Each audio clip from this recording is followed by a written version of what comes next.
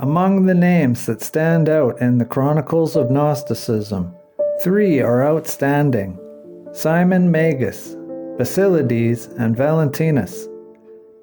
They have been men of exceptional brilliance, for they were singled out by the Church Fathers as the objects of particular and continued persecution.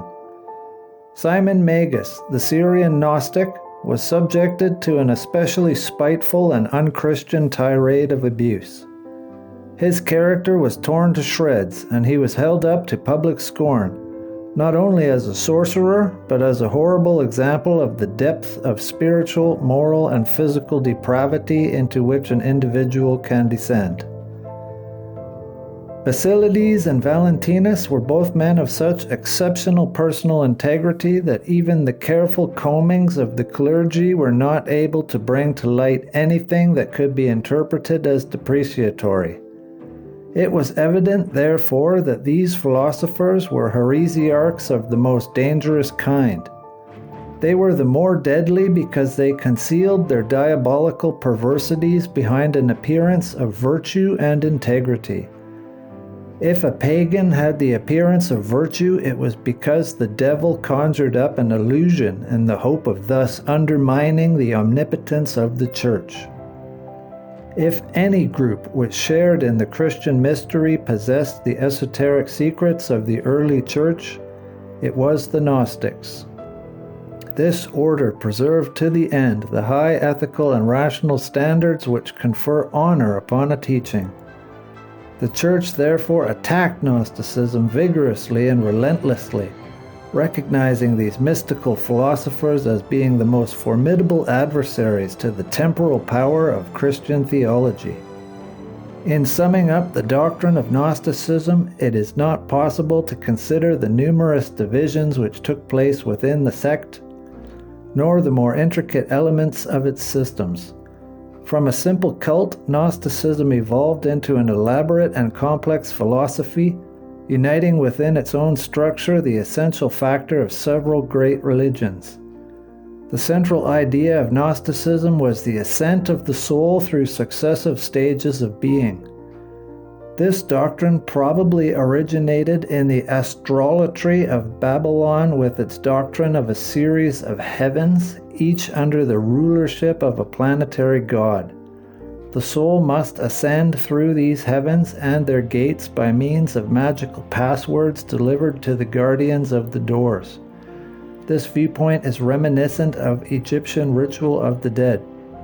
The ladder of the worlds upon which souls ascend and descend is described in the Babylonian myth of Tammuz and Ishtar. It appears also in the Poimanders of Hermes Trismegistus, where 7 planetary governors sit upon the 7 concentric circles of the world through which souls ascend and descend. Here likewise is the symbolism of Jacob's ladder, the 9 royal arches of Enoch, and the 7 heavens of the Revelations of St. John. The commentaries upon Muhammad's night journey to heaven describe how the Prophet of Islam, after climbing a ladder of golden cords hanging above the Temple of Jerusalem, passed through 7 gates, at each of which stood one of the patriarchs of the Old Testament. There is much in Gnosticism to intrigue the Orientalist. Bardesanes, the last of the great Gnostics, may have been influenced by Buddhistic metaphysics.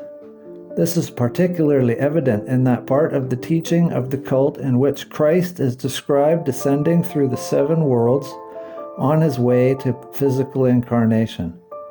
Like the Buddha, he ensouls a body on each of the 7 planes, thus literally becoming all things unto all men. The ultimate condition of consciousness to which Gnosticism aspires is also reminiscent of Buddhist doctrine. The soul is finally absorbed into an abstract state perfectly analogous to nirvana, so that the end of existence is the condition of not being. Valentinus the Gnostic, in his vision of the order of creation, wrote, "I behold all things suspended in air by spirit, and I perceive all things wafted by spirit. The flesh I see suspended from soul, but the soul shining out from air, and air depends on ether, and fruits produced from bythos, profundity, and the fetus born from the womb. This is Gnostic emanationism, the birth of all natures from their own superiors, and creation itself emerging from its own cause, the absolute or the profundity. In the simplest arrangement of the Gnostic concept of the Godhead, we find first the universal Logos, he who stood, stands, and will stand.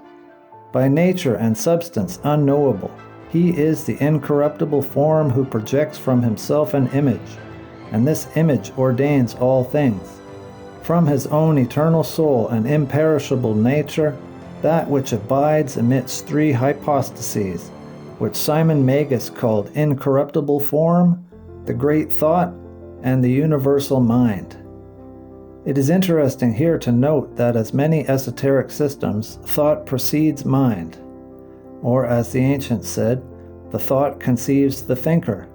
Among the later Gnostics, the Godhead is represented by three potencies in this manner: Anthropos, the man; Anthropos, son of Anthropos, the man, son of the man; Yaldabaoth, the son of chaos.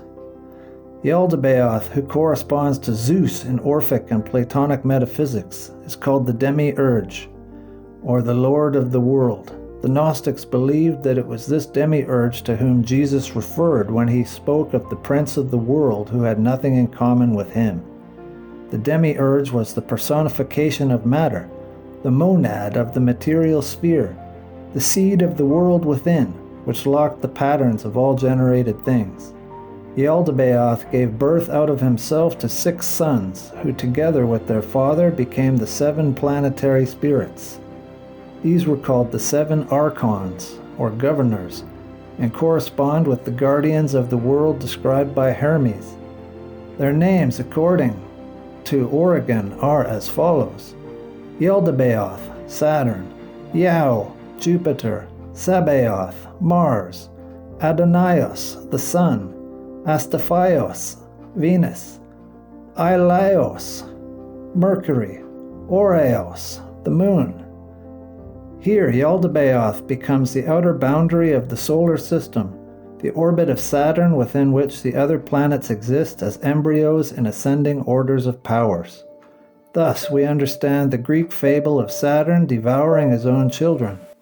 For the ancients believed that planetary substance was finally drawn into the rings of Saturn, from which it was finally scattered into space.